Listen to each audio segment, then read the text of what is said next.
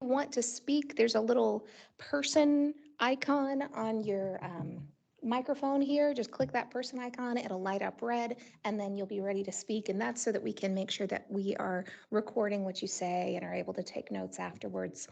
Because this meeting is being recorded. So welcome, thank you so much for coming to the fourth project advisory team meeting for the unincorporated Hillsborough County Comprehensive Plan Future Land Use section update. So we're really glad to have you and see all your wonderful familiar faces. Again, my name is Amy Elmore. I am a consultant with eXp, and I am honored to be a part of this team because I am from this area. I've been here for over 10 years now. I live here, I work here, and I'm extremely invested in this project. So I want to see this succeed just as much as y'all do. So I'm really excited to be here with you tonight. Today we're going to look a little bit at the project overview. We're going to take a look at what we've heard so far, look at some future growth projections, and then we're going to dive into the anticipated policy changes, and as well as next steps and how you can stay involved throughout the entire process. We are going to be breaking it down after each of these anticipated changes that we're seeing, and after each of these goals, we're going to break it down so that we can kind of have that open dialogue and conversation if you have any questions. But as usual, this is meant to be a conversation. We want to hear your thoughts, and we are excited that you're here. So why are we doing this update? Well, this is for our comprehensive plan. This is to address future growth. So we know that by 2045, unincorporated Hillsborough County is expecting to see 350,000 people and around 107,000 more jobs. And that provides an increasing demand for transportation, county services, schools, recreation, and other of our amenities. So the comprehensive plan envisions future growth, provides consistency, prioritizes funding, protects our resources, and it is a legally required document. We usually update this every 7 to 10 years, and so it's definitely time for us to get this updated now. We call this comprehensive plan that we have Creating Great Places. So currently we have updated most of this comprehensive plan. We've updated our natural open space section, our One Water section, our governance section, except for our public schools portion, and the community and built environment section. So this is really that last major piece of the puzzle is our future land use section that we're updating, and that's what we're talking about today. So a little background, what is future land use? Well, that future land use is really meant to guide purpose and character of growth. It separates land into general categories, and it sets that maximum density and range of uses. Now, on the other end of that, if we're looking at future land use as kind of that 30,000 foot view, that zoning is that ground level view. So zoning regulates building size, setbacks, specific uses. It's used to approve or deny developments and uses, and it defines specific districts and general categories. So zoning is something different than the future land use, but together they work together to maintain health, safety, and welfare by separating those incompatible land uses. Altogether, we don't work in silos with our comprehensive plan. We're really working cohesively with our land development code, which is the zoning, and that's organized by Hillsborough County Planning Department. We also work with our transit development plan, which is organized by HART, and we work with our long-range transportation plan, which is with the Hillsborough Transportation Planning Organization, along with many other plans that we collaborate with. So one term that you're going to hear and you've probably heard before is the urban service area. And really that is the urban service area is a part of the future land use elements growth management strategy. It pinpoints where that current growth is focused and then identifies the urban and suburban development and rural areas. So one of the things I love about living here is that I can choose if I want to live in an urban area, a suburban area, or a rural area. And so that's what this urban service area helps us to do, is identify and pinpoint that growth where we want it. So over here on the right-hand side, you can see the entire square here is Hillsborough County. And the red in this square, that's where our urban service area is. So we know that right now, about 20% of that land is vacant, developable, or redevelopable within the urban service area. Looking at that a little bit more comprehensively, in total, our total developable and redevelopable land within Plant City, Tampa, Temple Terrace, and the urban service area is a little over 51,000 acres. 65% of that developable and redevelopable land is in our urban service area, and 35% are in Plant City, Tampa, and Temple Terrace. So here's a good look at that breakdown structure of our developable and redevelopable lands. Our purple areas here are the developable lands. Our pink areas are the redevelopable. So you can see that many of these lots are very small lot sizes, or if some of the larger ones do have some different qualifications on those lot sizes, or on those lots in particular. Also note that all of these areas completely exclude wetlands or conservation areas, so those are not in the mix here, though we have not included those in our developable or redevelopable lands whatsoever. So we're really making sure that we protect those wetlands and conservation areas. Yes? We have a larger map in the back as well. Excellent. It's hard to see. Yeah. So we do have a larger map just right here in the back. If you want to take a look at it, you're welcome to. Yeah, on the board there. So you can take a look at that anytime you'd like to. Yeah?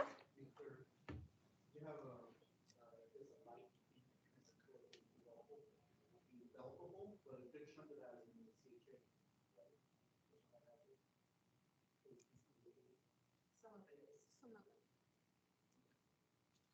But it's not in the wetlands area. And you can still develop in the CHHA, it's just that we have policies that discourage increases in density, so any kind of plan amendment or a density bonus, things like that, especially density bonuses are prohibited in the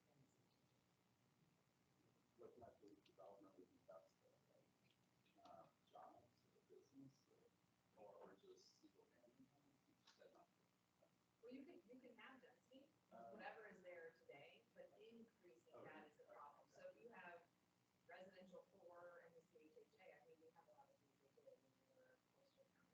So if you already have that, then you can develop 4 units an acre. But if you came in for a plan amendment to RES 20, you would definitely think about it based on the you have about the bonuses. We've had that occur. Actually, recently we had a case, our plan amendment on Hillsborough Racetrack. Because they knew it was going to increase density there, and staff did not support it, and the planning commission did not support it as well, and the board was recommended. So we have strong language that we use to base those findings on. But if you already have a residential category, you're able to develop at whatever facilities you're allowed to. Yes, and we do, you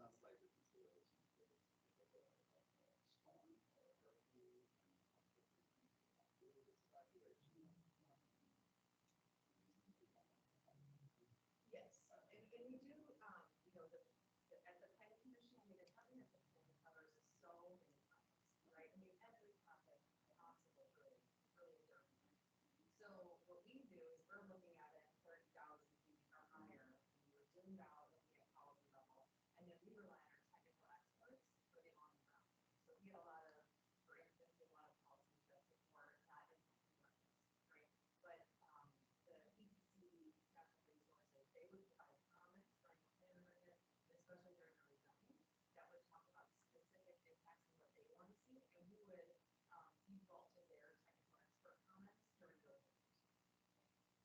enough to be dangerous at this level, but we're not the technical. Because, I mean, so obviously, if it allowed higher density, there would have been that good, because I was just thinking if higher density,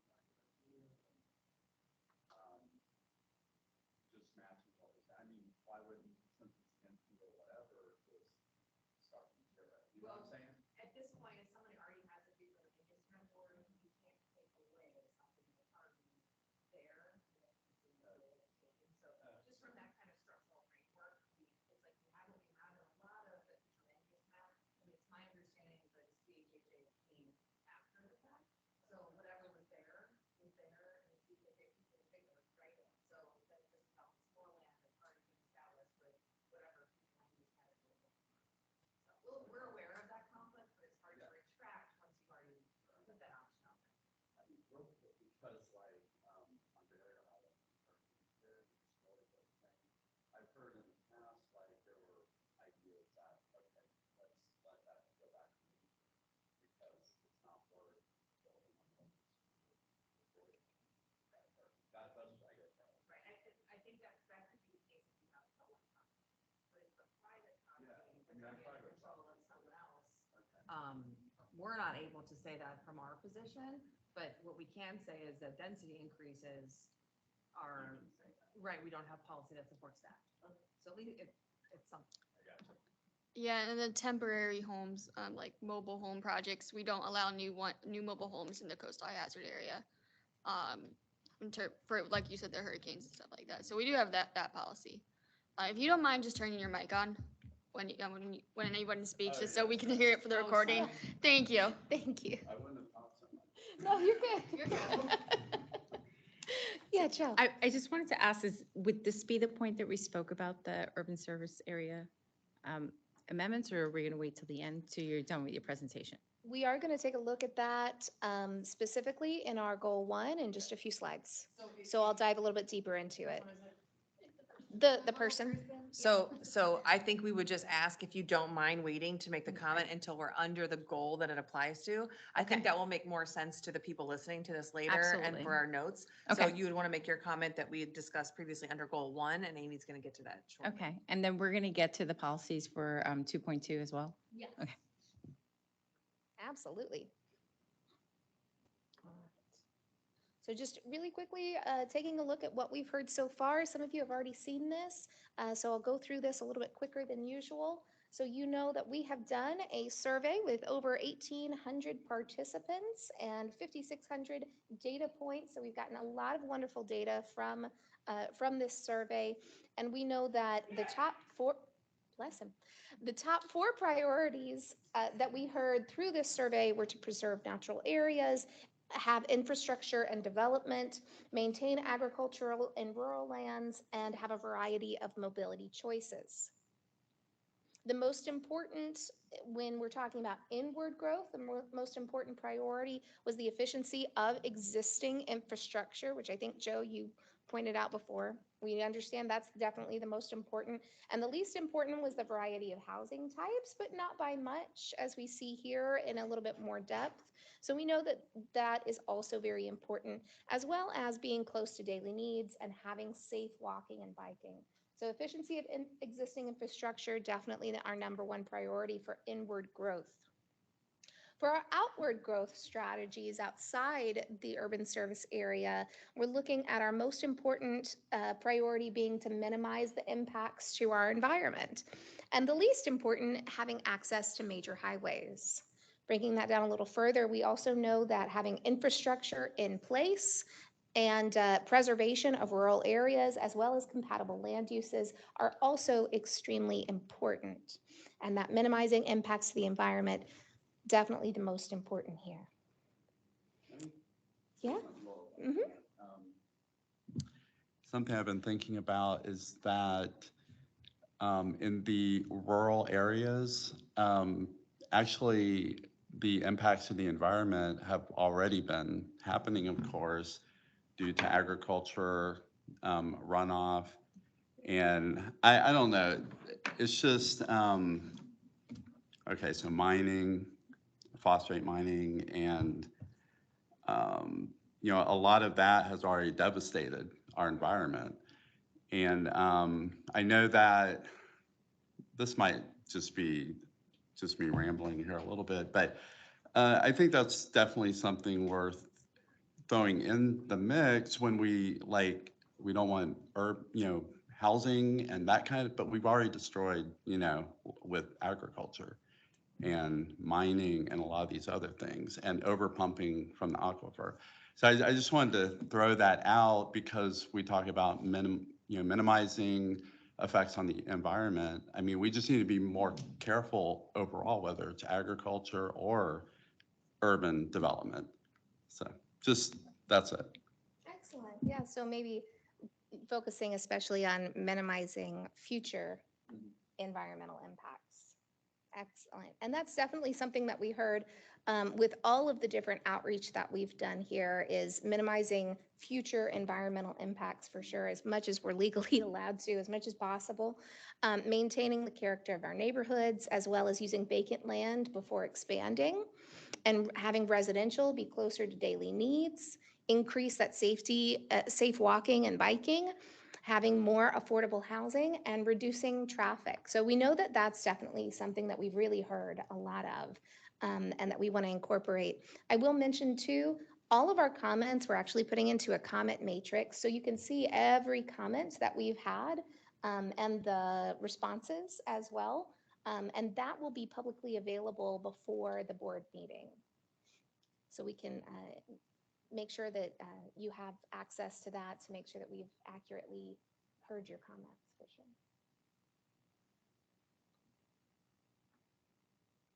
And with that, I do want to mention, we're going to get into these policy directions for our future land use section updates.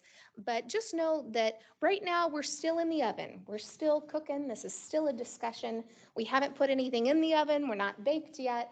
So, this is definitely open for your thoughts, your ideas, and your feedback. And we're very excited to have that. So please feel free to tell us how you feel about these different things that we've got going on. Hey, how are you doing? Also, I do want to mention really quickly that we have had our attorney look at all of the draft language to ensure that it is compliant with the relatively new state legislation, SB 250. That legislation was intended to accelerate rebuilding following hurricanes and different natural disasters, and it applies to local governments within the disaster area of a 100-mile buffer, so that is us.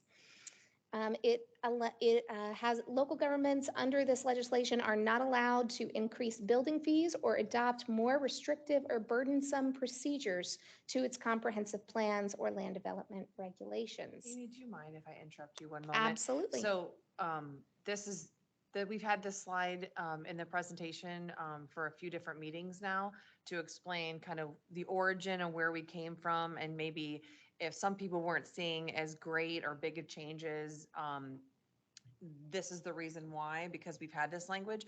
It is my understanding that this week there has been a replacement that has negated Hillsborough County from being limited to this Senate bill. It actually applies to several other counties. The way it was worded was within 100 miles of Hurricane Ian, and we fell into that purview. I think there was a lot of discussion at the state level because maybe a lot of other counties that were included maybe didn't need to be. I'm not sure of all the background, but at any rate, from what I've heard this week, Melissa, we can clarify, this no longer applies to the update, but also in fairness, this limitation has been carried out through the drafts thus far. So at this point, we're not going to go back and make any of the larger changes because we've already done all this community outreach. So we would plan on doing a subsequent update to address maybe any of the larger changes that we weren't able to address based on this Senate bill. So essentially, we're not going to do a switcheroo at this point because we're 90% finished today and tomorrow is left for our outreach. So we wouldn't want to introduce any large changes at this point that the public hasn't had a chance to see. So we can move through this since it no longer applies. Excellent. So the Senate Bill 250 is kind of a stepchild to the Senate bill, I forget the number, back in 2011, where they eliminated the concurrency to increase the I guess, the housing industry and the building in the state. So it's it has continued for the last 15 years, and it's out of date. And so does this have an expiration date, or is Well, this? it did. So what happened in 2011 was a statewide change to the Growth Management Act. What happened in this past legislative session was this bill that looked at this 100-mile swath. It was set to expire in October of 2024, the Senate Bill 250. But then what happened in the last week or so has been that the legislature took Hillsborough County and several other counties out of that and identified just the counties that they really wanted it to apply to. Apparently, the governor signed that, I think, Monday night. yeah, there you go, Yeah. Monday night. So this is all sort of like quickly happening, and I think it's still important to know that what is in front of you doesn't make anything more restrictive or burdensome, because that's what the context in which staff was writing it and working on it. Now, you know, and to Melissa's point, we don't think it's proper to, at this late hour in the process, say, oh, well, now we're going to impose this crazy, you know, new thing that we've never talked about. So, So, So terrible timing is what we're trying to say. yeah, but I'm tired of terrible timing. I'm getting too old. I can't take it any longer. So we're going to forward with, I'll call it legislation. It's not really legislation, it's codes and comprehensive plans and that sort of thing. With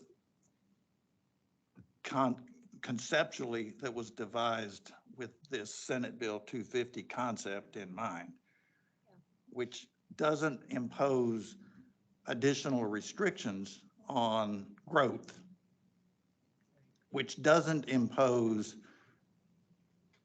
responsibility on developers and on the county to manage that growth in a responsible manner. So I think it's a bad step. I mean, I Well, understand the timing sucks, but I mean, I've had to drop back and punt it more than once to get it done right, so. well, so I think that's a very fair comment to make. And I think earlier, and when we get into goal one, I think Joe has some comments about where maybe it should say shall instead of should, and that sort of thing. And those are things that certainly we can continue to refine in the language, but we're not going to come in and now say every house has to be purple if you're going to, you know, do, you know, or something No. that's discussed. So refining the language that's been in front of everybody, absolutely on the table. Things that, you know, we might need to tighten up because you're seeing it's still too loose. Give us that feedback and we'll see what we can do. Does it do any Yeah. good to give you the feed? I mean, it does, don't misunderstand, but I'm saying it's fruitless. It doesn't seem to make any, we've talked for years trying to get Hillsborough County to be responsible in planning growth going forward. And we continue to go forward and do stupid things. It's Well, just stupid. And if I may, Yeah. our strategy, since they don't want to like reinvent the wheel, I'm with you, that we can make recommendations in this language that will do what you want it to do in the places that exist in here.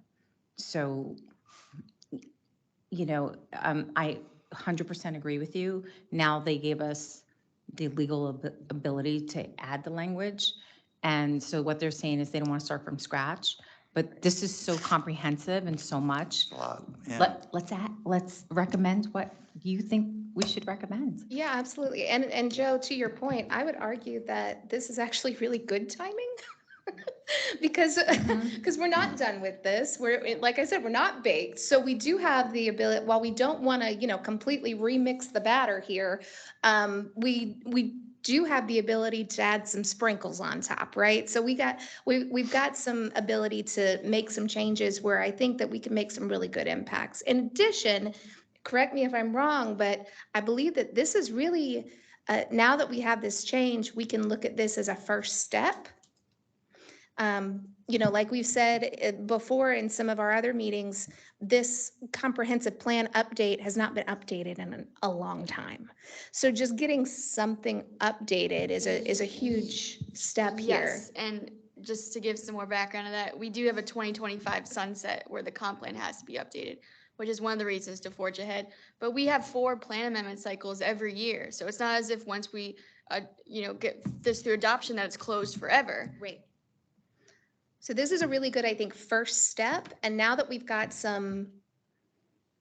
now that we have this legislation that has more flexibility, we have more flexibility with this now, we can have more steps after this to be able to look at this again and take that feedback, make some more muffins. Right. And to your point, it is not lost on us that there were other changes Yeah. that were on the table Right. prior to the Senate bill. So we, in our mind, had already had October of 2024 like as a bookmark to say, we're going to revisit a lot of these topics that we felt like maybe didn't go as far as we had gotten feedback to go far.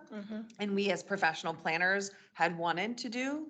I mean, you might remember this probably isn't a popular topic, but when Andrea and I worked on the commercial locational criteria study last year, and then it went to the board in January, we had proposed a lot of changes.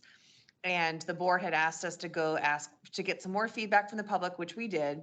And then we had what we thought was a pretty desirable draft that really tried to balance developer interests with members of the public in comments and what we wanted to see as staff and what our consultant recommended. And Andrea and I worked very hard on that. And then this happened and we had to dial back. The board had asked us to, instead of a separate study and plan amendment, they asked us to fold the CLC study into the plan update for the future land use element, because that's where that language lives. So we thought, okay, well, we're just delaying it a little bit, but we're still going to be able to put that language in. Well, with this Senate bill, we had to revisit that and really simplify the request because we were taking a very conservative approach about the burdensome and restrictive language. So we really only made some very, I would say, some very simple changes to the existing language because we did not have the ability to create really new language that could even be viewed a little bit as restrictive or burdensome. So again, it's on our table and it is not lost on us. And we already had that kind of mental bookmark that, hey, we're going to revisit some of these things. Well, October of 24 is when we were going to, but that's the thing is we're not married to that timeline now because we don't have the restrictive language of the restrictive and burdensome language. So I think this is one hurdle that, I mean, we just experienced it this week. So everything is ever changing. But again, your points are very well made and they are heard. And we also had the same idea. So I think we're on the same page with what that's going to look like.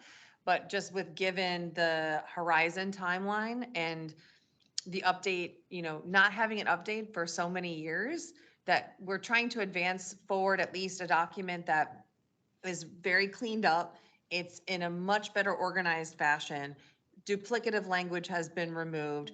And there have been some changes that we haven't even gotten into yet. So there are changes, but it's more like new language changes that are being introduced as opposed to substantially changing the existing language, which now we're able to do. So again, we like to think of this as kind of a stepping stone system. This is not the, one visit only and then we're done for 10 years. We definitely see this as a work in progress. And like Andrea said, we have 4 cycles every single year. So we have an opportunity every, January, April, July, and October to bring something like this back that would be publicly initiated by staff. Not perfect, I know, but it's at least a plan moving forward.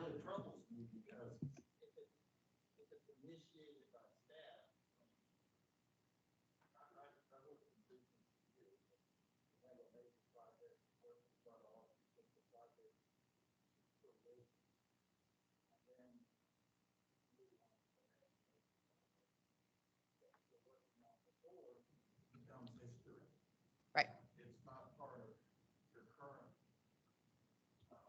your current priorities. Right. I hear you on that point, but the one thing that I will say that's a little different in this situation is that Andrea and I are on a team that uses this document every single day. So if all these oversights, all the duplications, all the things that we have seen, I have been working here 8 years plus, and I have a running document of all the things that I've just noticed over the years, and a lot of those were incorporated as part of the changes, like, why do we say this here and it doesn't match there? Or why are we saying we're addressing the same topic in 2 different ways? Like, we need to align a lot of things, which is what we've done with this update. But that also Andrea and I don't just say, oh, it's approved, we're moving on. We use this. It's a living document. Every single day, we have to make consistency findings, and the future land use element, now it'll be called section, is a large part of that consistency review. So I think that to me is going to tie us back to making sure that we pursue that change, because again, we do visit it every single day, and that's the language that we rely on to make consistency findings. So again, not a study on the wall, not going to be put on a shelf somewhere. This is something that we use every day, and I think that's the difference in moving it forward and making sure that we, kind of keep that bookmark in there to make those changes. Your job is to review and make consistency findings. You're making consistency findings with the document that's part of the Hillsborough County Comprehensive Plan and Land Use Code. And if that plan and that code is not appropriately written and spelling out the guidance, with your guidance document, then you're making consistency findings on a document. Let's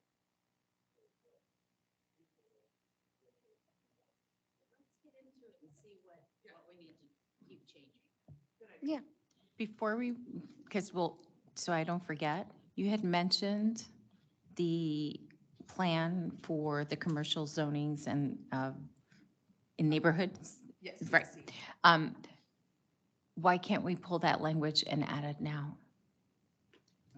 And I think Because it's to, already done, yeah, I think to like Melissa- copy paste. I think to Melissa's point, we haven't been able to effectively present that to the public in our public outreach. It's been this draft that's been Right. presented. And so because of that, we don't want to make big changes like that and not present that to the public before we go in. But it was presented to the public It prior. was presented to the public many times, Uh-huh. ma'am. And the Many times. reason why I'm bringing this up, Right. to his point, is that is a major, major issue Mm. in land development right now. Like, we had a major issue on environmental land, shockingly so. And when those were written, that's how we learned the hard way. We weren't building businesses and gas stations and things as we do today. You know, in the 80s, the gas stations were much smaller. You know, supermarkets were much smaller. And so to protect the style of a community or the planned community, any community, I think that is vital. And because it was presented to the public multiple times, and we do have public comment and we do have public input, Right. and we don't change from what was presented to the public, we put a copying and pasting it into this plan, I don't see as a sunshine issue at all. Yeah, I completely appreciate that. And as someone who worked very hard on that document, I would love to support that. But I think even though the public did see that language with the commercial locational criteria effort, they have not seen it with this outreach. So I think that is kind of the conundrum we're working with. You know, you wouldn't want to do a bait and switch. You've had all this Right. outreach and you showed, oh, we're only changing these 3 small things. And then you come back with more substantive changes. I'm 100% behind more substantive changes in that section. And I love that you put that on the record and that's your comment. That's great. And if you wanted to come to a public hearing and say those things, that would be welcome. But I think for now, we just have to stick with what we've been showing the public all along, right? Yeah, I think the vast majority, but you giving us that feedback that's something then we can, I mean, this literally took place in the last 2 days, that this bill no longer applies to us. So we haven't had a lot of time to digest, well, you know, what of that might not be as like earth shattering and fit with what we've got here. So thank you for giving us the comment, because now that definitely will prompt us to go back and look at that and see. Yeah. I don't want to make a promise that all of what was presented, you know, back in last January is going to be in the next version of this, but let us take a look and see. So, yeah. That sounds good.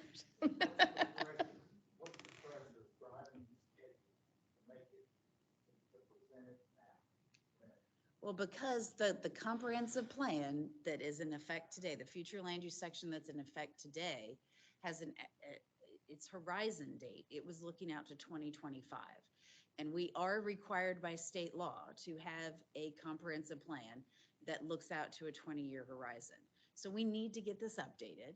It's needed to be updated for a long time. So, absolutely. No, we've been trying to get it updated for the last 10 years. So, Yeah. you know, I've been at this a long time, and I think we've done a lot of engagement with the community. We don't want to lose that momentum. You know, people lose interest if we say, oh, we'll be back in 6 months with a hearing on this. So, you know, and to Melissa's really well said point, the plan shouldn't just be something that we only look at every 5 or 10 years. It should be a living document that when we hear there's an issue with, you know, putting commercial development in wetlands, we should be addressing that at that time, not waiting 5 years to take care of it. Like the way we've handled it has not been great, and we can do better than that. But I want to be mindful of your time, and it's almost 6 o'clock. So let's get into each of the. Yeah, so let's get into the goals so that we can find out where we still need to make changes. Excellent. All right, so our first goal here is our growth management goal. And we've talked about inward growth and outward growth. This is really focusing on that outward growth and a new publicly initiated strategic expansion area language, which we've discussed at previous meetings. This goal also, we're going to have some minor revisions to our rural area policies. We've removed duplicative language. We've simplified some existing language just so it's more understandable. And we've relocated some some well and septic language to our one water section. So it hasn't gone away. It's just been a little reorganized to make more sense. So with those outward growth strategies, you may have seen this slide before, the urban service area has not expanded through a publicly initiated plan amendment. Everything has been very reactive to an applicant-driven expansion amendment. So we want to make sure that we have a proactive, strategic future expansion. And we know that we're not looking that the where is a very large question. So with this goal in particular, we're identifying criteria. We're identifying the specific criteria so that we can consider future growth identification. So we want to take a look at our when, our how, and our what. When is it time to consider expansion? How should we plan for that expansion? And what should we look at in those expansion areas? So when we're looking at the when we're considering expansion, we know that we want to take a look at our growth over our horizon for our Planning Commission population estimates, the Bureau of Economic and Business Research forecasts, as well as evaluation and appraisal reports. And we want to evaluate those on a continuous basis with our required plan updates. How? Well, we want to establish these urban expansion areas, and we want to allow master planning of the existing rural areas. We do not want to move the urban service area boundary immediately, and we want to provide for that transition to suburban or urban development patterns so that we have that smooth transition from one to the other. We also want to allow different policies or tools to be applied in these expansion areas and to guide new growth and infrastructure planning.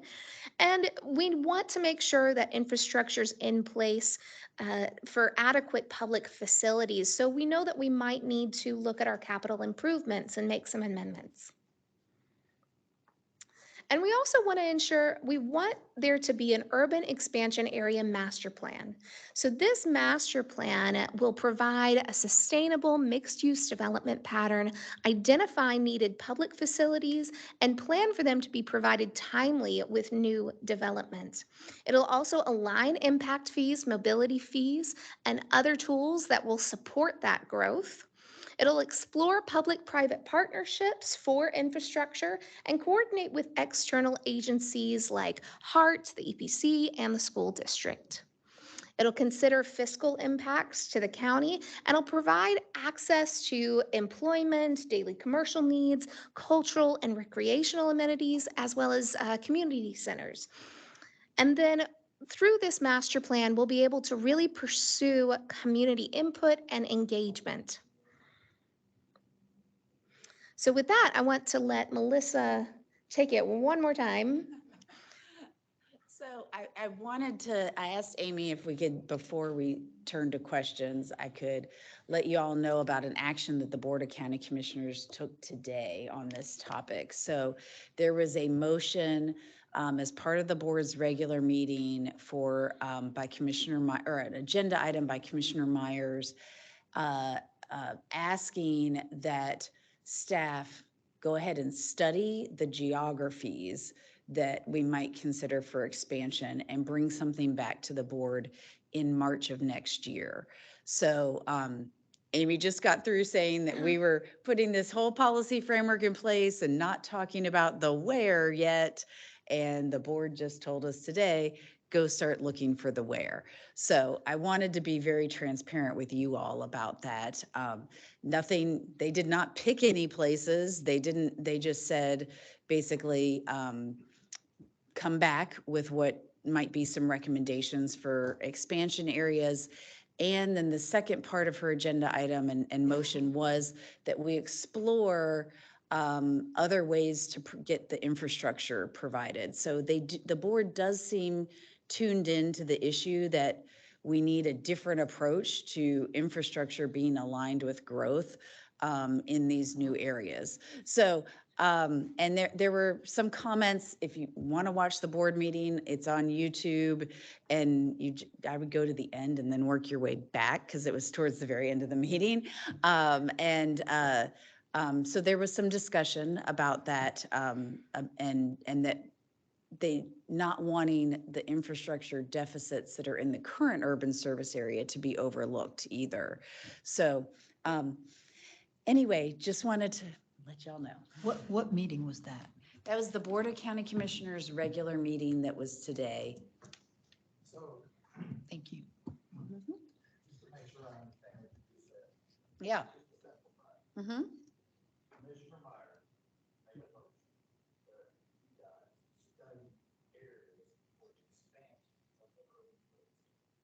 Yeah, that we bring back to them a recommendation on which areas should be studied. So they seem in agreement with this general framework that we have to come up with a master plan. But as Amy pointed out, we said the when, the what, and the how. We didn't say the where. And so that's the question that she's saying we need to come back and say, where should we study and create these master plans? And that motion, I don't know that it was supported by all of the board members, but it was supported by the majority. So that is what will be, it passed. That, yes, exactly, exactly. And can I ask Melissa, just so I have Yeah. more information on Yeah. this? So All this breaking news I today. know, Like, what the heck? I know. Oh my Y'all are God. special. So can I ask, just so I understand, will this give us an opportunity? You know, I know as part of our master plan, we were looking at making sure we had that infrastructure in place before any kind of development happened. Will that give us the opportunity to do that a little bit better? Yes, well, Would you say better or? Well, I think, or at least the same. It's not going to same, be okay. worse. I think that it's very clear the board is attuned to that the infrastructure needs to be handled differently. That's a good thing. What I, this is Melissa talking off the top of her head from something that happened this morning. But, what our team has will start to do is look at, well, what are the opportunities in the rural area? And where does that start to make sense? I think it will be something we'll have to work very closely with county staff on what are other options for how infrastructure gets delivered and timed with development differently than how we do it today. I think that's something we'd have to work with the water department and the transportation folks and the school district and all of those different components on what are those options. Because I don't know that they're all things that we've, that we have the expertise in, I guess. So, yeah. If you are new to our meeting, if this is your first time coming to a PAT meeting, please leave your email because I can send a link with the video out to everybody. Thank you, Andrea. And I think we got the email and the sign-in, probably. Okay, yeah, we'll make sure to get your emails. All right, so just a quick review on some of the different things we're looking at: when, how, and what in that language specifically. Is there any are there any questions, ideas? Joe, take it away. Okay, so this is about the language Okay. and the language for the expansion in the urban service area. Mhm. So I'm just from 2023, the commissioner's budget for sidewalks is 500,000 every year. Those in charge of sidewalks from the county commission who work for the county says we need 10 million a year. We know that a sidewalk waiting list request is about 3 years. We know that anything that's a not gated community is within the urban service area. We know that we do not have enough money in our current annual budget to just maintain our current urban service area. We have children who walk in the dark on roadways to their public schools for 2 miles a day. And we do not have the money to provide the sidewalks. And our county says we don't have the money for the sidewalks, and even though it's a hazardous walking condition, our school district says we're not going to pay for the school buses, and they point at each other. So my suggestion, and that's just the tip of the iceberg of we don't have enough water. So when they did the last approval for the new well in East County, right by my home, next to one of our most beautiful treasured springs in the state of Florida, Lithia Springs, gorgeous. They did not do the proper environmental study that included all the agricultural owners, landowners in the area to ask them where their well water, how their levels were, which were decreasing. That is on public record when someone spoke here at this meeting. So we have a water use issue. We have an electrical grid issue. We also have a roadway and our current maintenance issue. So my suggestion for the urban service area portion, and I believe you mentioned 1.111. 1.3.4. 1.3.4 is to include language that would say expansion of the urban surface area, and this is a suggestion and we can play with the language itself, shall be fiscally supported by the current annual budgets to provide services for the water, roadways, walking paths, and sewer for the areas that are expanded. So if we can't afford it then, it cannot be expanded. because we need to be able to afford it and not go bankrupt. And I'll get to it. And I don't know if we want to go to each point because I made a point for each one. So I had questions for the context for 2.56 in the context-sensitive sidewalks. If we want to include language to prioritize broadening sidewalks that would accommodate groups of 3 walking side by side. So this is And- actually. This is actually the next goal. Okay, the next goal. So we're just in that one Yeah, goal? yeah, Okay, that's- I had another. But I'm definitely interested in your feedback. Okay, and then, and how about, I was going to talk about RP2. I had a question about RP2. Is that goal 4? So we're just in the urban surveyors area? Yeah. Okay, so, and then, can you bring back up your thing for the urban service area, just before I let it go? The map? No, just the overall arching points. Which one? There. This? Go back one, sorry. That one? Yeah.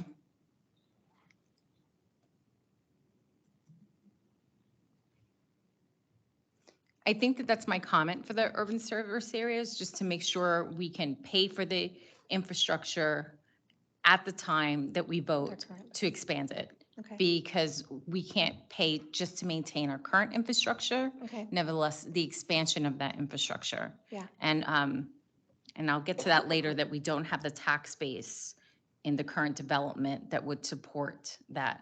There's nothing that we can say right now that would support that. So I think proper growth planning would be proper fiscal management planning for that growth.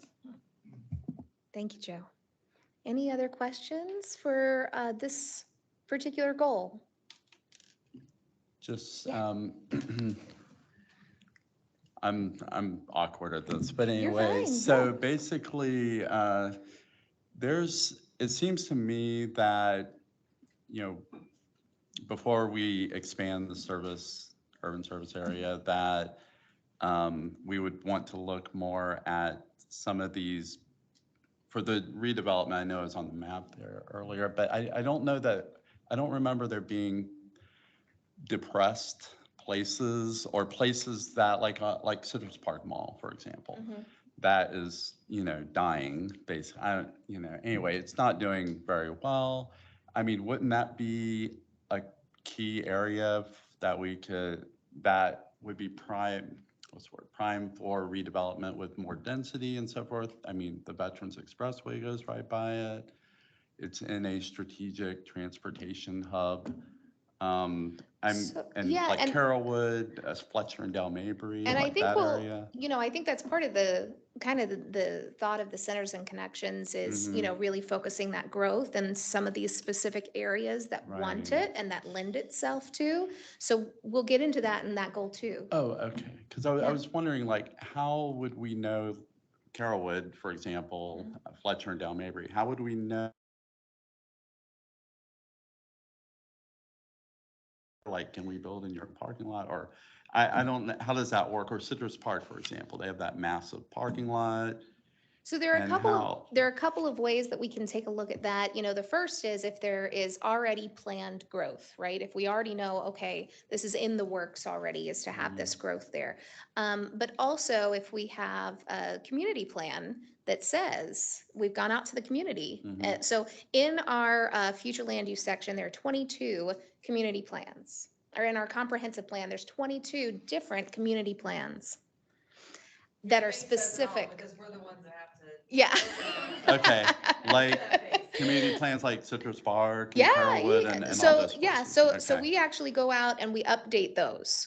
And we work with the community to say, is this what your community's looking for? Mhm. And so in those community plans that have been identified, those really supersede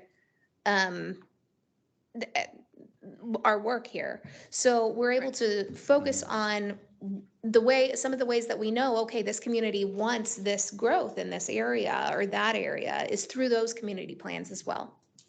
Right. Because, I mean, it seems like densifying those areas is Right. going to, And the thing is that any kind of large project in the urban service area or any strategic expansion, it's gonna require outreach. People Right. are gonna need to know what's happening. They're gonna need to provide input on what's happening before we even get to the what's happening. So we realize that, I mean, these efforts are going to require going out into the community again. I mean, what we're doing now is policy language, right? We're getting words on paper, things adopted by the Board of County Commissioners, hopefully. And then moving forward with that. And then the next stepping stone to make those larger changes will require a lot of public outreach. for example, I know it's in the city, but Midtown Tampa, right? That's a denser development. They had to do the same type of thing, do you think, as far as community, they had to reach out to the few blocks around? I mean, Hines and there's a Dale difference Mabry between and- like the obligatory, like what you have to do for a Uh-huh. rezoning or a plan amendment within so many feet. That's different than like because a lot of these, the larger projects, they'll go beyond the prescriptive boundary of what they have to do. And they'll say like, I'm gonna put flyers a half mile out to try to attract people. I'm gonna put an ad in the paper. I mean, similar to what we did here, we put signs out on corners, Yeah. trying to get people to come. So a lot of times those efforts are similar to what we did for this effort. And it really goes above and beyond what's required by, the land development code. But like the city of Tampa just did their comprehensive plan update. So they have, they're looking at those areas as well. I did have one request in 1.1, point 10, number 6, where it says the expansion would not adversely impact environmental, natural, historical, land, and architectural resources, on and on. Can we either define adversely or pick a word that has more boundaries? Because what's. So number 6 is what. Yeah, just the word adversely, if we want to define it, or pick language that has greater definition of what that means of the impact. If we say something's negative impact, my definition of how you negatively impact environmental lands is different than someone else's, and then it becomes a debate before the commission. Right. So if. Yeah, I mean, if you have any language suggestions, we can take that. If there's something, I'm going to look in the definition section of the comprehensive plan. I don't think we define adversely just because the more common words that we use in the plan, we rely on, of course, Merriam-Webster and other dictionaries for that. But if there's something that you feel like would describe it better, Okay. we'd love to hear it if you just want to think on that. But we're going to make a note of it for sure. Okay. So we can work on it on our end as well. All right, thank you. Excellent. All right, so let's move on to our goal number 2, also a growth management goal, but now we're looking at that inward growth. So we're looking at some of those centers and connections like we had talked about.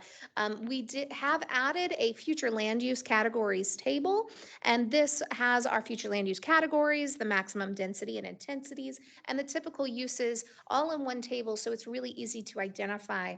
We've also simplified the density and floor area ratio calculations and the bonuses policy language, just to make that more user-friendly.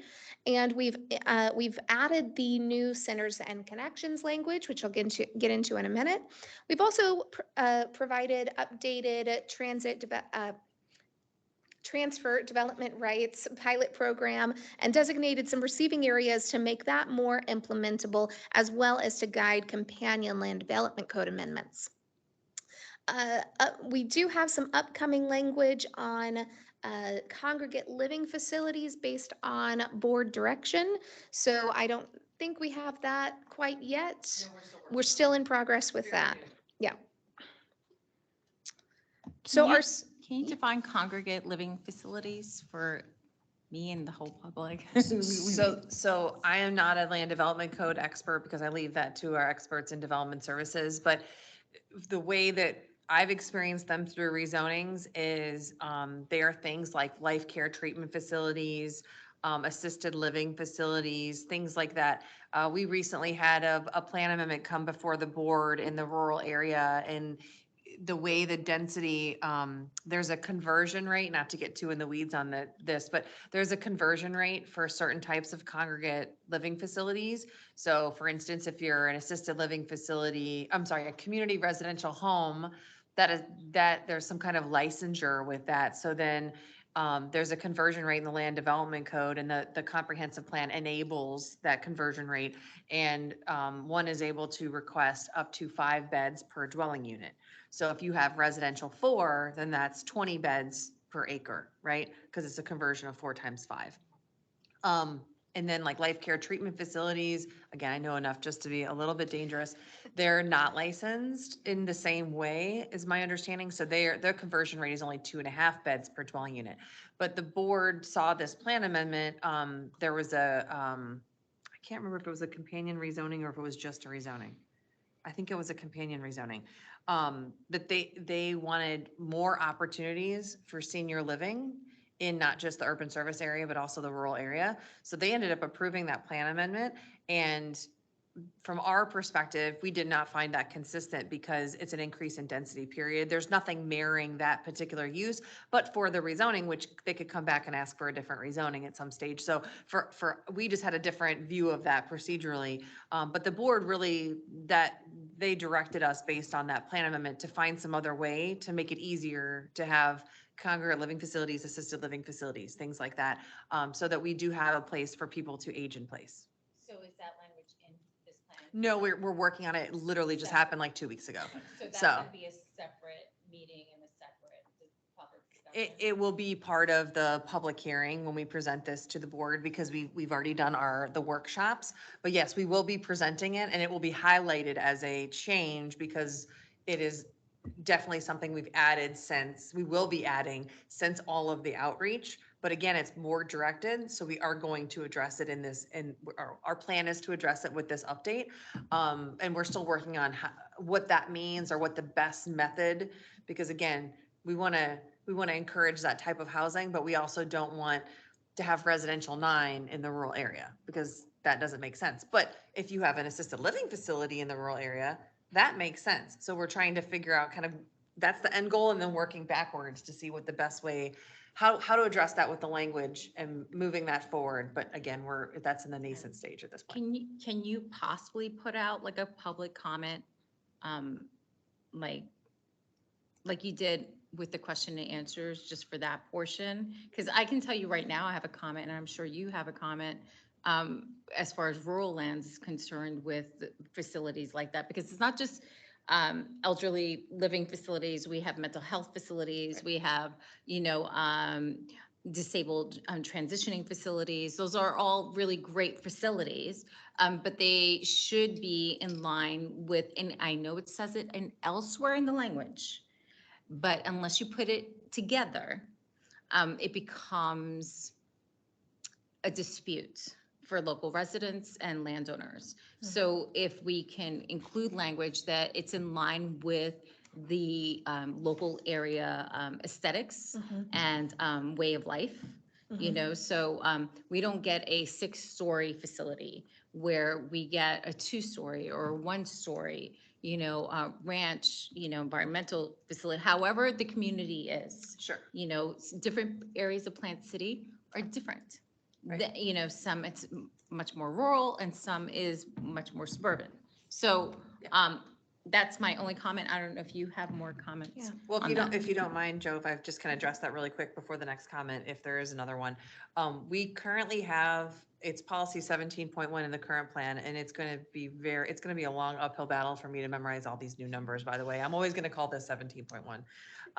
But there's a residential support uses policy in the plan today, and that's what we would call something like a congregate living facility. It also includes daycares, schools, churches. They're things that you want to have in or near your neighborhood to serve the neighboring population, right? All the things that you mentioned, I'm pretty sure all of those we would consider as residential support uses. We do have a policy in the plan today that it just has a small cleanup in it. It's 4.6.1 in the draft, and it says residential support uses, i.e. child care centers, adult care centers, churches, et cetera, is an allowable land use in any residential, commercial, and industrial future land use category. The facility shall be of a design, it says shall be of a design, intensity, and scale to serve the surrounding neighborhood or the non-residential development in which it occurs, and to be compatible with the surrounding land uses and zoning.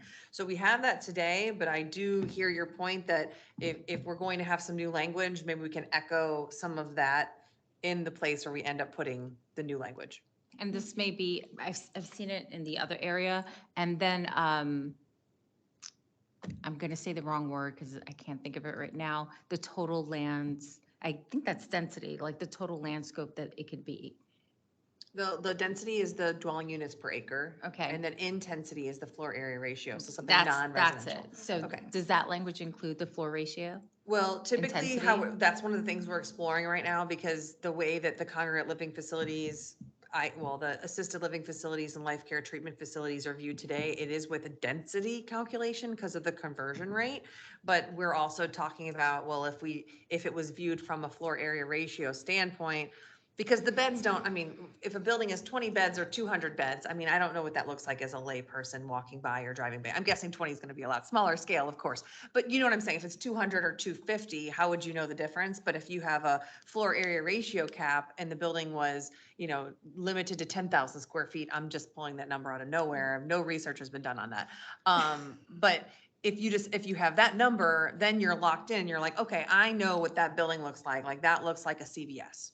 You right? Yeah, and I can tell you intensity matters. Intensity matters Right. because if they have an option to rezone, they bring up the intensity and they bring up what is allowable in intensity. Right. And it really matters to what they can build Right. and how they can build it.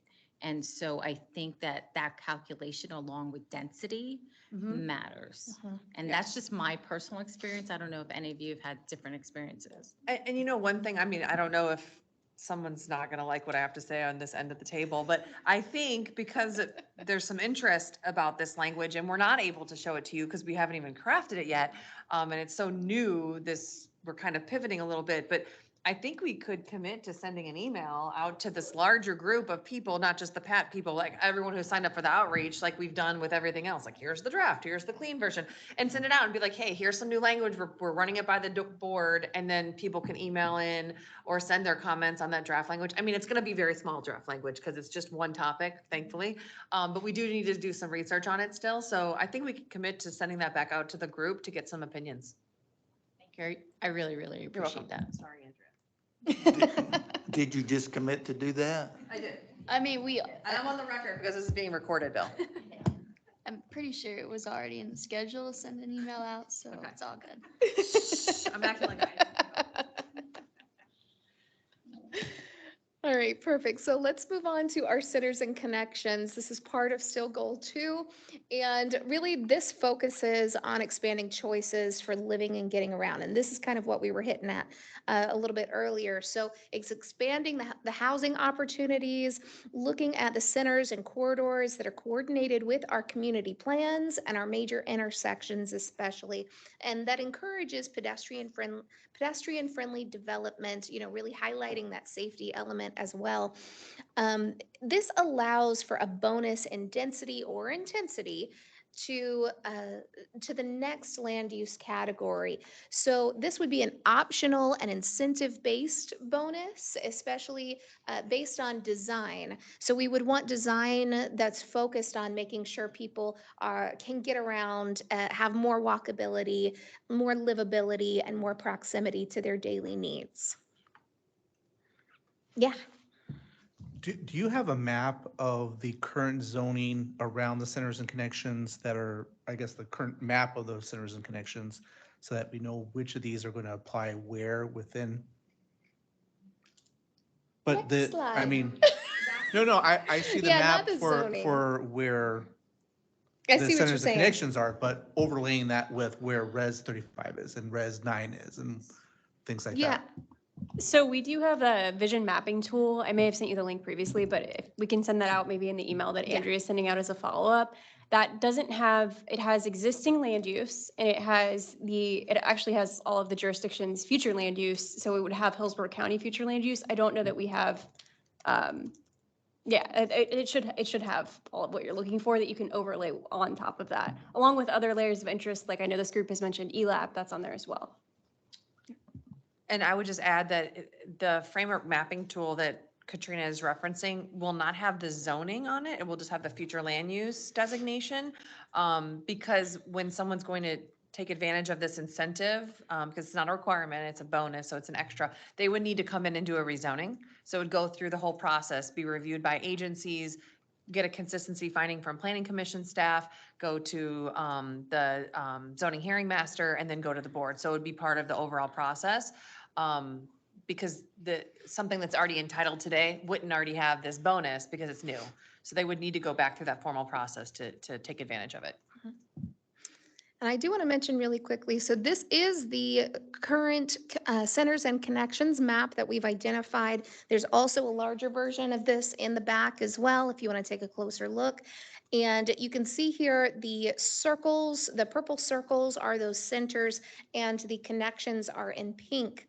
So how we've determined this is we've really focused on the walkability, the areas that were already designated for growth, and our major intersections or activity centers or places that were going to become already those activity centers. Based on community input, we did remove some centers and connections, especially in South County and Brandon areas.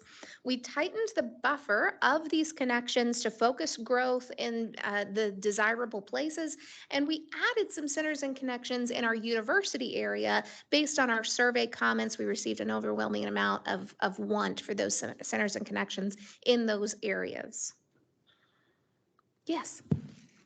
What are the lighter pink lines here? So the lighter pink lines are the connections, the roadways, the paths to get to the centers, how we connect these centers. As far as roads? Or I believe primarily roads and So infrastructure. within the pink there, the connection itself is actually that blue color that you see on top with the legend. The pink is the buffer. So the buffer is 1/8 of a mile. And so parcels within that buffer, and I believe we said it at if 75% of a parcel is within that buffer, it can be considered for this bonus. But this lighter, Oh, so are you That's- asking about within the city of Tampa? okay, is That's that? in the is that city of just Tampa. covered by It's, the- that is gray because it doesn't, we show the connections still just to show you that those continue, that they don't just end. But it only applies to Hillsborough County, because this map is within the Hillsborough County Comprehensive Plan. Excellent. So I live in Forest Hills area, and just a comment, I mean, the university area on Fletcher and Barris, I mean, that is super dense area. And so I'm glad to see that on that. But my Fletcher and Dale Mabry Center is not there as far, I guess that got removed or something. The center at Fletcher and Dale Mabry. Yeah, as like, in my mind, like a downtown Carrollwood thing. But anyway, that's. Yeah, we can take another look at that. Absolutely. Another question, the 1/8 of a mile and 1/4 mile limitations between centers and connections, The buffers. the yeah. buffers, where did those numbers come from? So originally, when you saw this map previously, because I know you were at the meetings and I presented on this before, it was a 1/2 mile for the centers and a 1/4 mile for the connections. We tightened that based on the feedback and the desire to make sure that we weren't encroaching on established single-family neighborhoods, just making sure that we were really targeting this with this iteration of the map. Yeah. So. And we do have policy language on this in this section about our staff looking as we update community plans, as we update, if we have a new community plan, for example, someone on my team is working on the Valrico community plan. If they were to add language to those community plans, talking about centers or something that may be considered, that's something that we could add back into this should this be adopted. So that's something that we're making sure that we're looking at, that again, it's not just static, that we're making sure that we're updating it, we're keeping it a living document. Yep. Great point. One other thing, are you, I guess you're in charge of this particular project. Are you coordinating with the Greenways and Blueways project that Hillsborough County is doing with The- walking paths and connecting? The Hillsborough County Greenways Master Plan update? Yeah. Yes, I've been coordinated, but I was previously the Planning Commission representative on that. I'm no longer that representative, but I just saw the email today come from Mhm. county staff that that plan, the draft is available for comment. Right. So hopefully you have that if you're interested in it, but it's Oh, yeah. available for public comment through December 4th, I believe. Okay.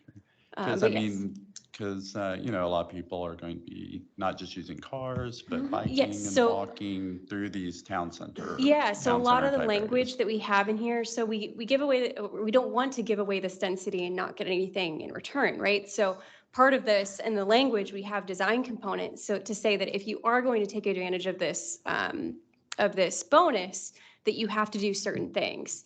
We have language on connected sidewalks. In a lot of this outreach that we've done, we've heard from folks that green space was really, really important. We did a visual preference exercise. It was just overwhelmingly important to folks. So we have a requirement on green space within our design component. With this, we did have to make sure that the language, a lot of times this type of language would be in the land development code. So we had to find that sweet spot of striking the right tone for the comprehensive plan that's normally that higher level, like Amy mentioned earlier. But that's something that's included. And yeah, so hopefully that answers your question. Any other questions on goal 2? Yes, I have a lot, so I don't know if you guys want to go first. You sure? Okay. Okay, so 2 questions on the categories.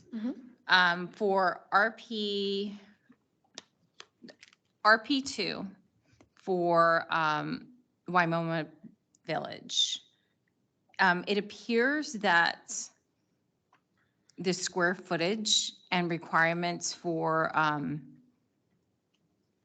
use of that residential planned RP2 agricultural land has been removed from the last, because I remember RP2 having a specific acreage requirement. And so have we decreased the acreage requirement for RP2? We have not made any changes to RP2 at all because it's in an active lawsuit. So it's just the same language Okay. that is in there today.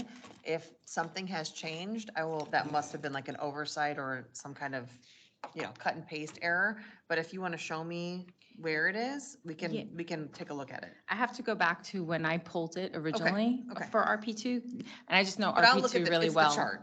Yeah, in the chart, I will email you. Okay. Because I have the old language, because I'm a download and screenshot person. Work with the school districts enough. So then my next question is residential res 2. The same question, have we changed the density and intensity in that No, residential? the .25 FAR has not changed. Okay. And then moving on, I have a next question. And this is really surprising to me. Like legally, I have a question, I guess, for an attorney next, but this entire section where the Board of County Commissioners may flex the boundaries of the future land use plan categories to recognize a grant, a zone, or to recognize or grant a zoning district which is not permitted in the land use category prior to the determination. Planning Commission staff shall make a recommendation regarding the consistency of the request of the comprehensive plan. That's like a blank check. I mean, why write any of this? So that's the flex provision, what you're referencing for Uh-huh. everyone else's, just so you all know. Sorry. The flex provision is essentially a recognition that there were Scrivener's errors in the past because maps used to be hand-drawn. So the flex provision was put into the plan ages ago before we had digitizing of maps. I don't know what I'm supposed to be using there. But at any rate, the way it works is you have a future land use category on a site and say a site has residential 4 and then next to it, it has to be adjacent and you don't measure with the public right of way. There's residential 9. The residential 4 property can say, I'd like to borrow basically utilize the density that's available or the intensity, because it could change and it could be any future land use category to any future land use category. There are 3 community plans that do not allow, that prohibit flexing. So in those community plans, this would not apply. But essentially, you can take that 500 feet of your site, and it could be your whole site, just depending on the size of it, and then you could utilize the 9 dwelling units per acre. Now, what I will say is that there is a third tenet to the flex provision, kind of the test. And, of course, you have to have public facilities. So you have to be, you have to have water and sewer, and that you have to, there's a compatibility test. But the third bullet is really where we focus applicants, because it says, how do you further the goals, objectives, and policies of the comprehensive plan? So if you're trying to, for instance, in rezoning cases previously, people have tried to flex like OC 20, office commercial 20, future land use category, to a residential future land use category, because they're trying to get out of the commercial locational criteria requirement. I would, on its face, as the leader of my team, say, how are you furthering the plan if you're trying to circumvent the plan? So fundamentally, we don't promote it as a tool to get around something that's required, because then you wouldn't really be meeting that third bullet. Now, if you want to use it for more density and it's an appropriate application of the density, then the flex could potentially be supported. Again, there's the compatibility test and all the other policies of the plan. But flexes aren't used as much as you would think they would be used. I know, but I have concerns about if we as constituents are telling our representatives, yes, this is our future plan use, this is what we're giving you input on, this is the language that we're really concerned about. And then we give our county commission a complete out to what we are voting on and passing today. That defeats the entire purpose. And I understand the flexibility. So like I'll go down and discuss, I have concerns about the language and the blending of the flexibility. So this is my suggestion, is that only to put a limitation on this language of only in cases where there's an error on the map, or in cases that I think that should be a limitation to the powers that we're giving our county commission that circumvent what we're voting on in our future plan use. So it's kind of like we say, because remember, they are our representative of the entire constituency who live in Hillsborough, the 1.1 million people, 3 million people who live in Hillsborough County. And if we say, this is what we're going to vote on, this is what we approve, there shouldn't be an avenue in there that could be used to say, yeah, but anytime I choose, we can vote another way. I hear your statement. We've heard similar comments about the flex provision in the past. With this update, we didn't, as you can see from the red line, we really did not touch it. It just was moved to a different section of the plan.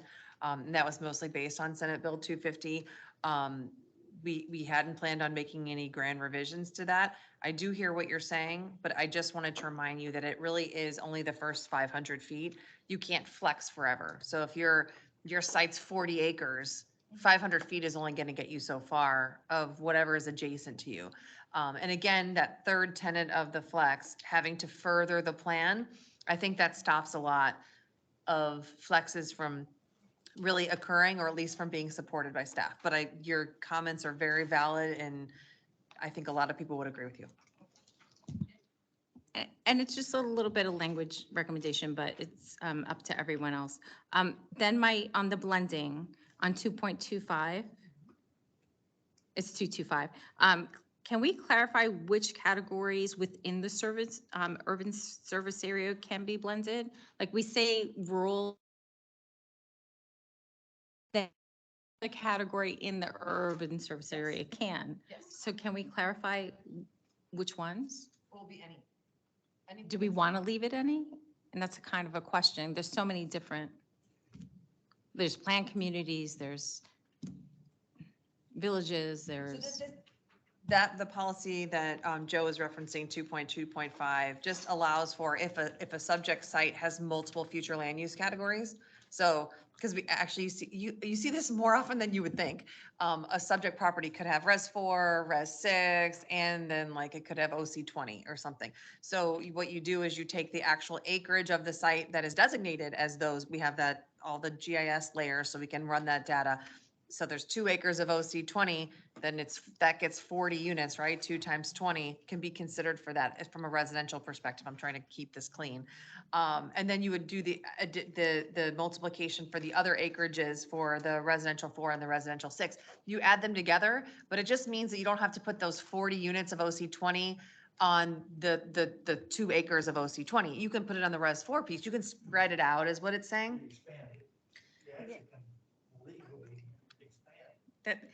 Well, you're not expanding the future land use category, but you're expanding what can be done there.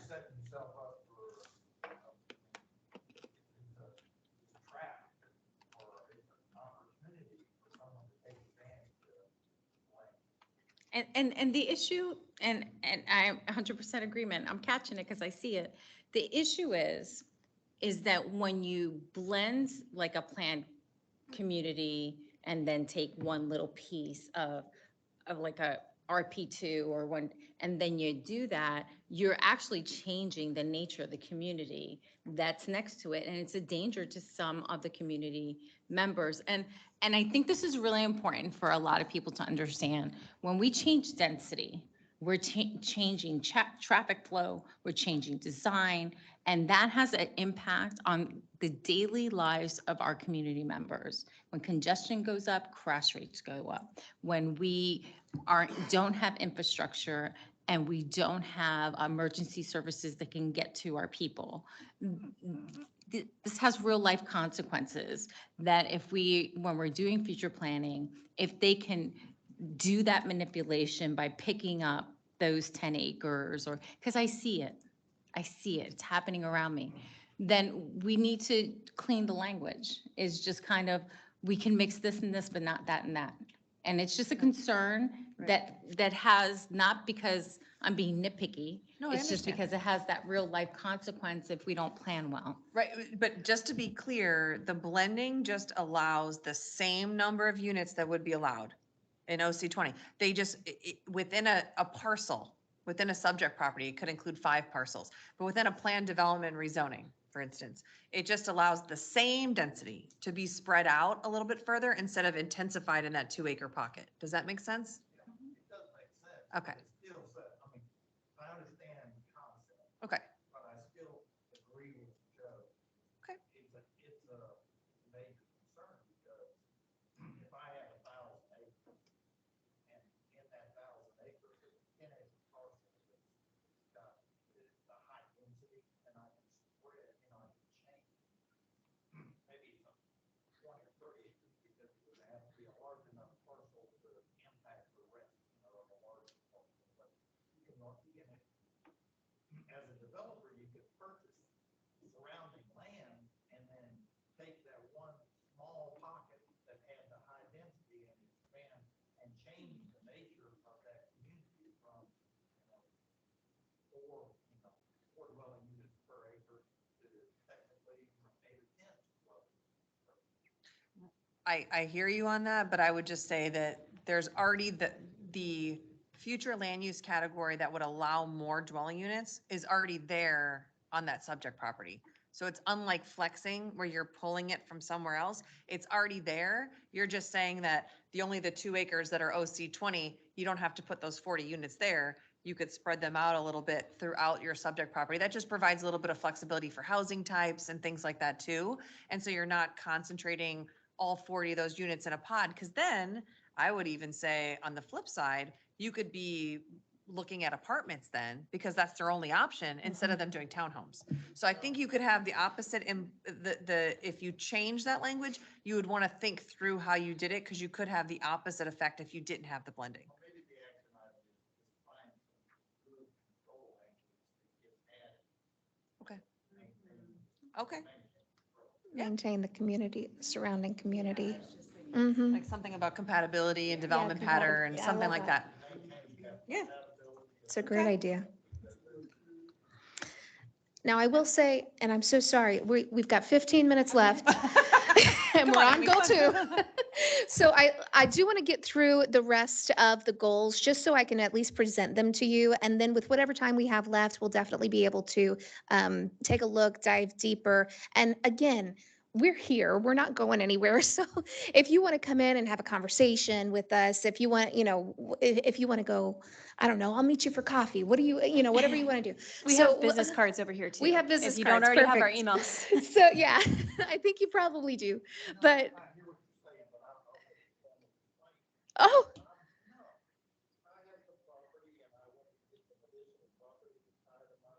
yeah.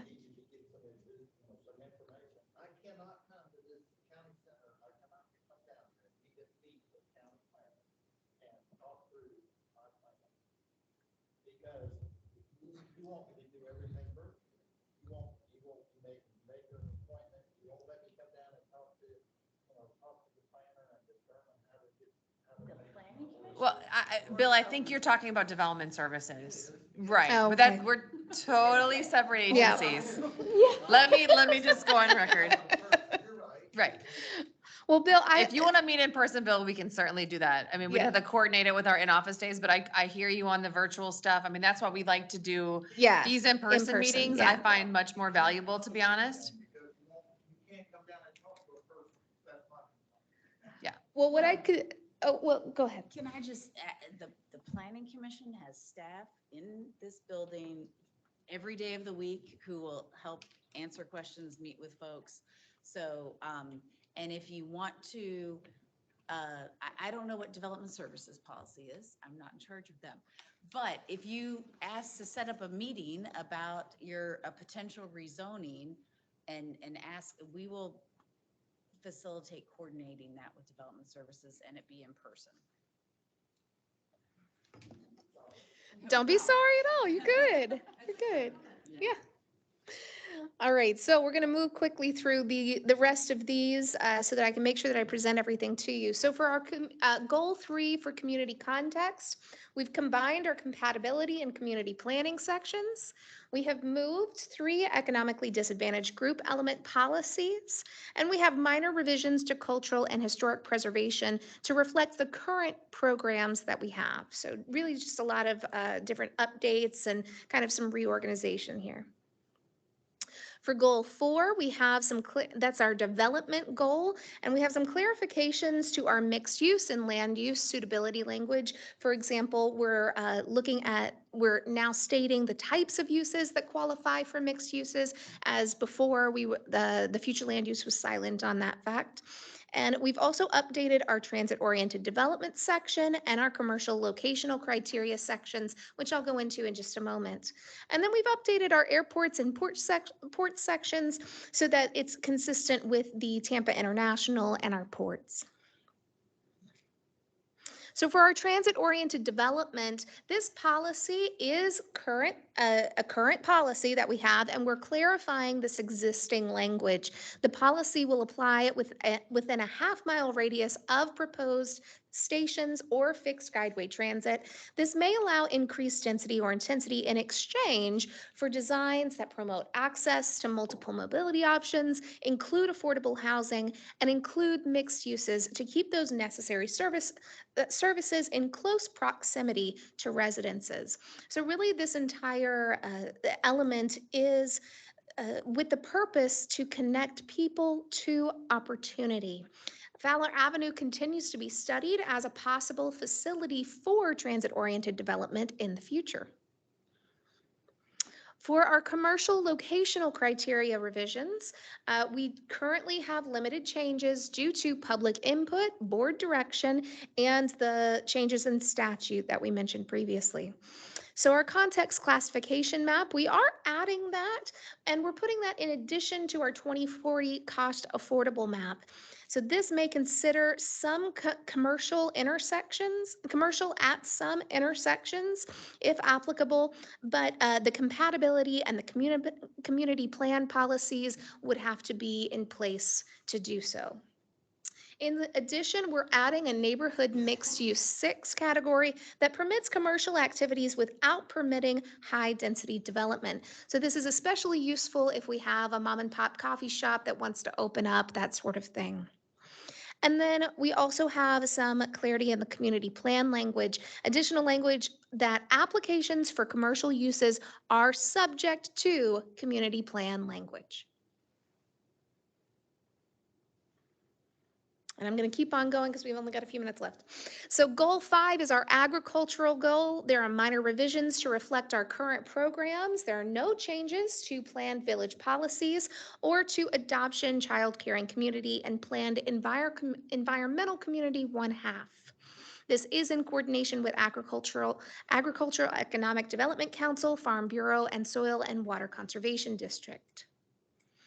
For our Goal 6 built environment section, the majority of these are the design-related policies have been moved to this goal, including our urban, suburban, and rural form design-related policies, mixed use and commercial character, transportation, and landscape design. So really just a little reorganization to help for clarity's sake.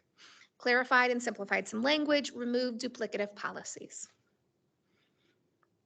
Goal 7, balancing with natural resources. These revisions reflect our current programs. We've removed duplicative policies. We've retained our working waterfront language, and we've added on language about transmitting plan amendments to Port Tampa Bay based on coordination with them. And for goal 8, that's our economic development goal. There are minor revisions, again, just to reflect our current programs, to get those up to date. New policies to protect and encourage office and industrial land uses. Removal of Interstate 75 policies, simply because those policies are outdated. And we've moved some existing policies under other goals, such as encouraging provision of affordable housing within mixed-use developments. Really quickly, I want to talk about what's next, and then we'll open it back up for discussion.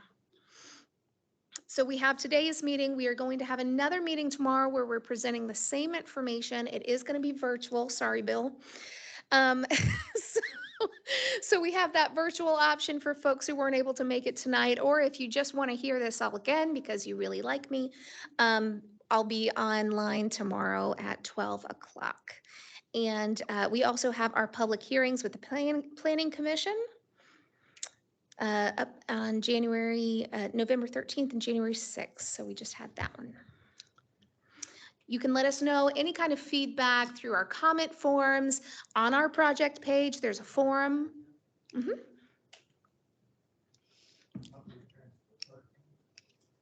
Yes, we just had that one. I apologize. And that was a briefing. Yes. It was not they didn't take any action. Typically with a public hearing, that was a briefing. So just Thank to you. clarify. Thank you for that. January the 26th, that was my question. What purpose of the commission is? What business is going to transact with that? Is it going to be approval of the plan amendment? So, The 26th? well, that should say 22nd, first of all, shouldn't it? No, the 26th. It's 26th, okay, then I had the wrong date. Apologies. The January 26th is the actual public hearing at the Planning Commission. It's the It is the 22nd. 22nd? Yeah, Oh, it's the okay. Monday. So The Amy, date is just it's the I will change that. 22nd, but you will be getting, as members of PAT, you're right. emails when the draft language is out in December, and also as we go up to the public hearings. So you'll get reminder emails, but please write down the 22nd, not the 26th. The Thank you. 26th this year was the CLC hearing. I think maybe that's where we got confused. Sorry about that. But getting back to that, on the 22nd of January in 2024, next year, in 2 months, we are going to be going to the public hearing with the planning commissioners. So they will be making a recommendation based on staff's analysis and our presentation at that meeting on all 8 goals. So we're bringing those, that's a special planning commission meeting just for unincorporated Hillsborough County's comprehensive plan, future land use section update. So all 8 of those is the plan at this point. All 8 of those goals would go to that meeting. And then subsequent to that, they would go to the board for transmittal. And that is February 8th, right? What was that? Any revisions have to be complete before the 22nd. We've so between the transmittal and the adoption, because the transmittal will happen at the Board of County Commissioners on February 8th, hopefully again.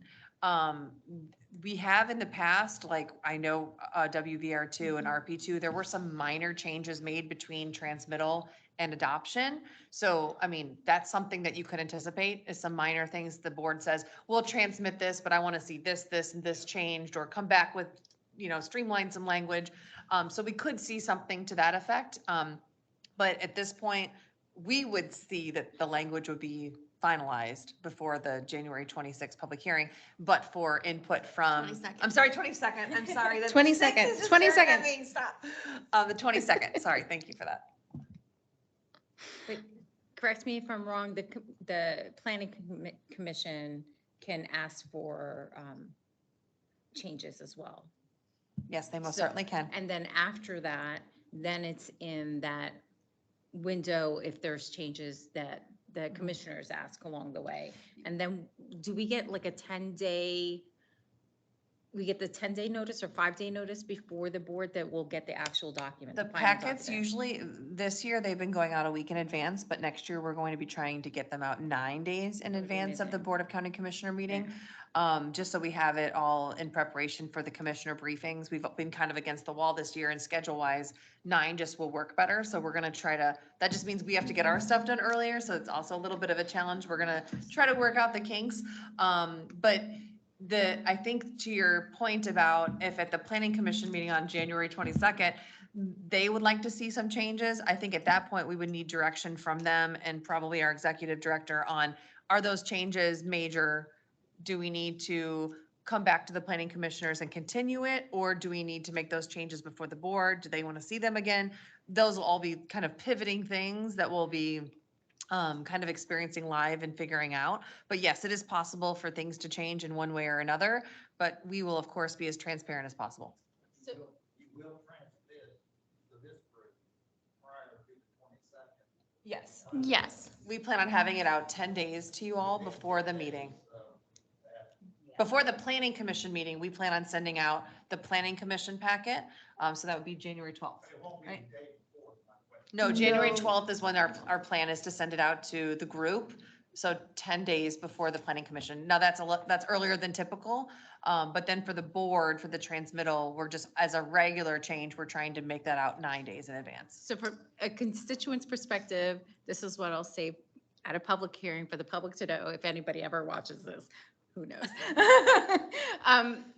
Constituents have the ability to advocate for changes to their county commissioners, to the planning commission all the way up until the 22nd, January 22nd of 2024, and your county commissioners all the way up until the 10 days before the BOCC meeting, whenever they come to hearing. So Right. I think constituents need to understand how can we advocate if there's something they don't like, and they have all the way up until then. Right, It's so just- you can submit written comment. You can, that's, I agree with you 100%, but the objective would be to do a good job before it gets to the planning. right. Yes.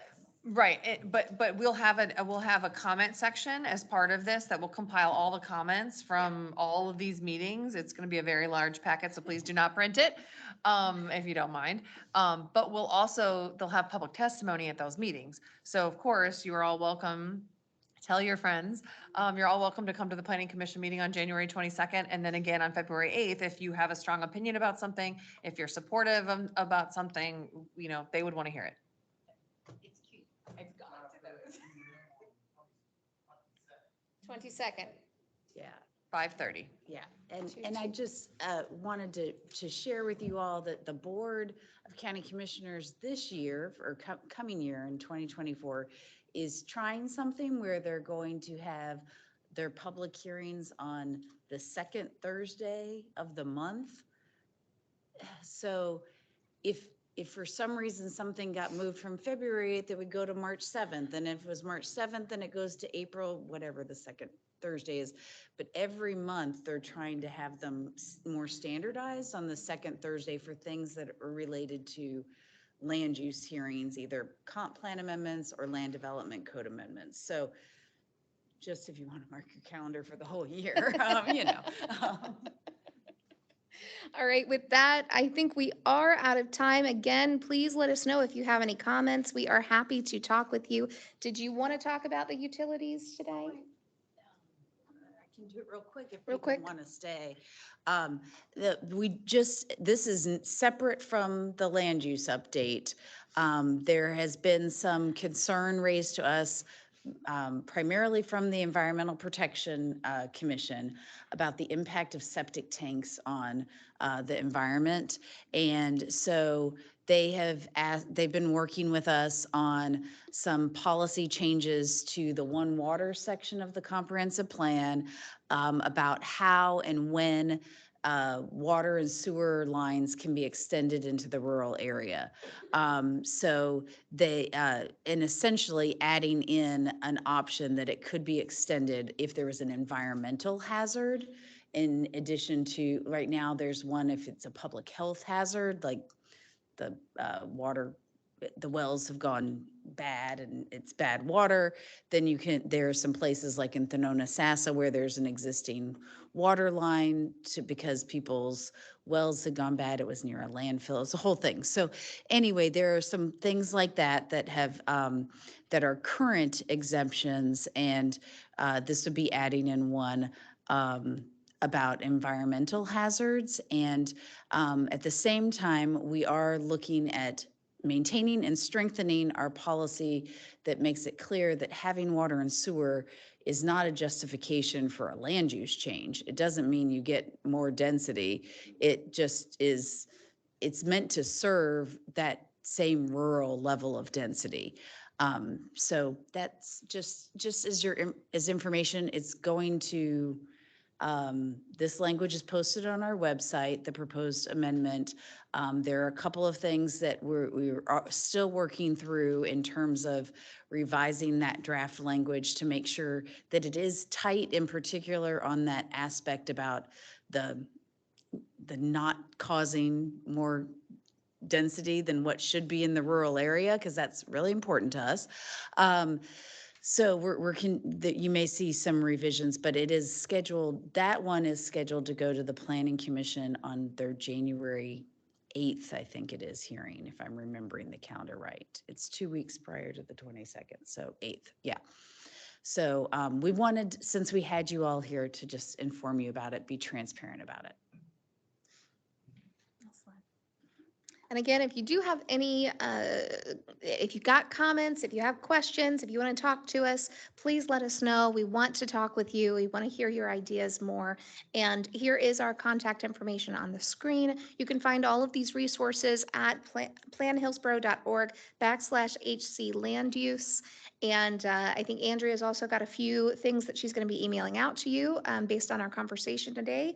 Again, all of these comments will be put into a whole packet for you, so you can go through and make sure that we've accurately addressed each of your comments. And with that, I hope you have a fantastic evening. We'll stick around if there's anything you want to discuss or have other questions about. Thank you so much.